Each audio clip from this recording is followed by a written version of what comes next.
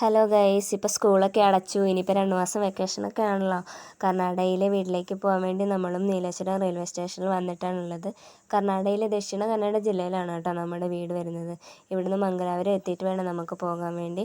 നമ്മളിവിടെ എത്തിയപ്പോഴാണ് അറിയുന്നത് ട്രെയിൻ വരാൻ 1 മണിക്കൂർ ലേറ്റാവും എന്നുള്ള കാര്യം. അതറിഞ്ഞപ്പോൾ മുതൽ കുഞ്ഞൂട്ടന് വിശപ്പ് തുടങ്ങിയതാണ് കേട്ടോ. എപ്പം വന്നാലും ഇതൊക്കെ തന്നെയാണ് അവസ്ഥ. കുറച്ച് നേരം ഇരുന്ന് കഴിയുമ്പോൾ വിശക്കാൻ തുടങ്ങും. പിന്നെ എന്തെങ്കിലുമൊക്കെ കഴിച്ചെങ്കിലേ സമാധാനമാവുള്ളൂ. ഇപ്രാവശ്യം ഏതായാലും ഉഴുന്നുവട മതിയെന്ന് പറഞ്ഞ് അങ്ങനെ ഉഴുന്നുവടയൊക്കെ വാങ്ങി കഴിച്ചു കേട്ടോ.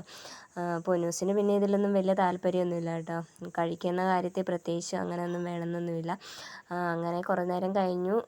ട്രെയിൻ വരാൻ സമയമായി. പിന്നെ നമ്മൾ റിസർവേഷനൊന്നും ചെയ്ത് പോകാറില്ല. അവിടുത്തായതുകൊണ്ട് തന്നെ ഒന്നെങ്കിൽ ഫ്രണ്ടിൽ പോയിട്ട് അല്ലെങ്കിൽ ബാക്കിൽ പോയിട്ട് ജനറൽ കയറിയാണ് യാത്ര ചെയ്യുക. അതുകൊണ്ട് തന്നെ നമുക്ക് കാസർഗോഡ് എത്തുന്നത് വരെയൊന്നും സീറ്റ് കിട്ടാറില്ല കേട്ടോ.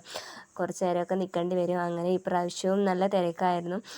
ഏകദേശം കാസർഗോഡ് ആയതുവരെ നമ്മൾ നിൽക്കുമായിരുന്നു ചെയ്തത്. പിന്നെ എന്തായാലും ഇപ്രാവശ്യം സൈഡ് സീറ്റ് തന്നെ കിട്ടി. അതുകൊണ്ട് തന്നെ പൊന്നൂസും കുഞ്ഞുട്ടിനും ഭയങ്കര സന്തോഷമായി കേട്ടോ.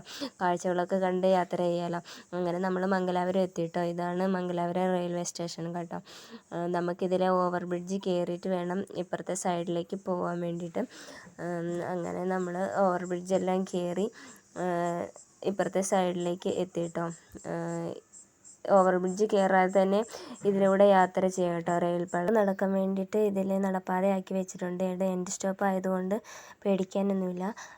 ട്രെയിൻ ഇവിടെ വരെയുള്ളൂ. അതുകൊണ്ട് ആളുകൾ പുറത്തേക്ക് പോകുന്നത് ഇതുവഴിയാണ് കേട്ടോ. അപ്പോൾ ഇന്നത്തെ വീഡിയോ ഇത്രയേ ഉള്ളൂ. ഇനി അടുത്ത വീഡിയോയിൽ കാണുന്നത് വരെ ബൈ.